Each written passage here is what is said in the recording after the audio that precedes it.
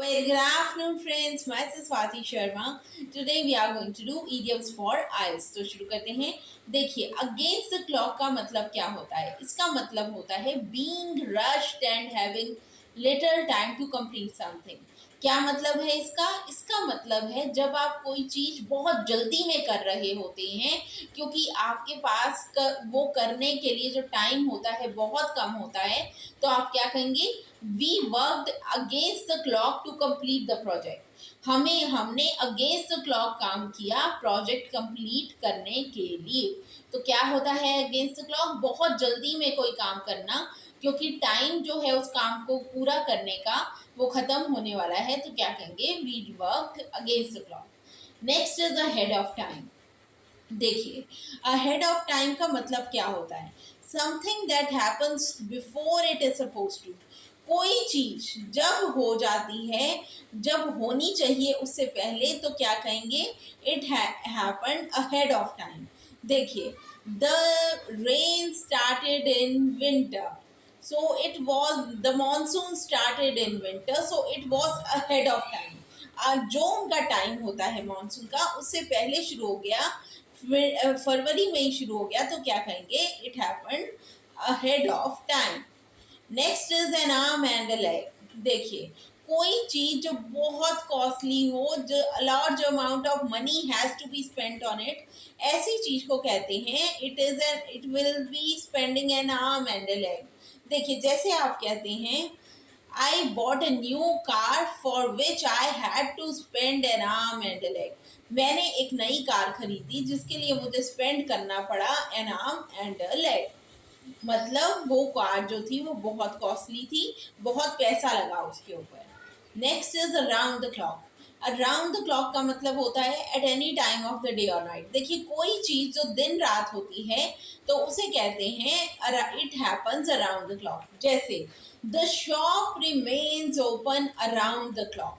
जो शॉप है वो खुली रहती है अराउंड द क्लॉक, मतलब दिन रात खुली रहती है.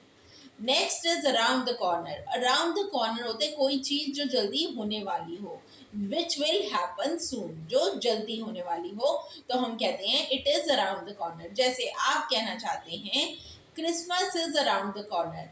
नवंबर का या दिसंबर का टाइम है, क्रिसमस आने वाला है, तो आप क्या कहेंगे? Christmas is around the corner. ऐसे कोई भी इवेंट की आप बात कर सकते हैं, आपका बर्थडे, एनिवर्सरी, जो भी पास में हो, आपके एग्जाम्स, तो उसके लिए क्या यूज कर सकते हैं? It is around the corner. Next is as time goes by. देखिए, इसका मीनिंग क्या होता है? इसका मीनिंग होता है the passing of one movement to the next. मतलब जैसे जैसे समय बीतता है. इसको हिंदी में क्या कहेंगे? एज टाइम गोज बाय को जैसे जैसे समय बीतता है. As time goes by we keep learning. जैसे जैसे समय बीतता है हम सीखते जाते हैं. Next is at the drop of a hat. At the drop of a hat का मतलब होता है विदाउट एनी हेजिटेशन. देखिए, he accepted my proposal at the drop of a hat.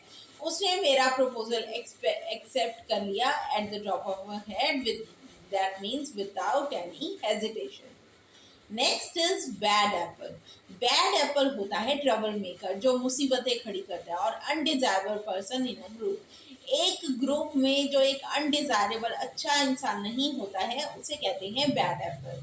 जैसे आप कहना चाहते हैं Anand is a bad apple. Anand जो है वो एक बैड एप्पल है, ट्रबल मेकर है, अनडिजायरेबल पर्सन है. Next is be glad to see the back of. देखिए, be glad to see the back of होता है be happy when a person leaves. कोई घर पे आया आपकी, जब वो जाता है तो आप क्या खुश होते हैं कि अच्छा चलो गया, तो उसको इंग्लिश में कहते हैं be glad to see the back of. देखिए, the when the guest went he was glad to see the back of. वो खुश हो गया जब गेस्ट गए. Next is beat the clock.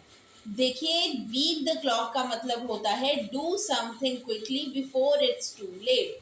कोई चीज बहुत जल्दी से करना ताकि देरी ना हो जाए, तो उसे कहते हैं बीट द क्लॉक. बहुत तेजी से करना. He beat the clock to complete the project. उसने बहुत जल्दी से किया प्रोजेक्ट कंप्लीट करने के लिए. Next is behind the times. Behind the times होता है someone who is old fashion. देखिए कोई ओल्ड फैशन है तो उसे हम क्या कहेंगे, he is behind the times. आप कह सकते हैं she is behind the times और she is old fashion. Best of both worlds, best of both worlds का मतलब होता है जिसको दो तरफ से एडवांटेजेस मिल रही हो, पैसा मिल रहा हो या कोई इस प्रोग्रेस मिल रही हो।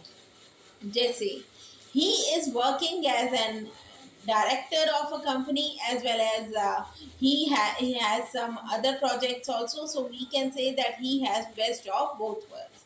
So friends, that was all about it. I hope you learn them thoroughly and bring them into your daily use. I'll see you in the next video. If you like the video, please share and subscribe. Thank you.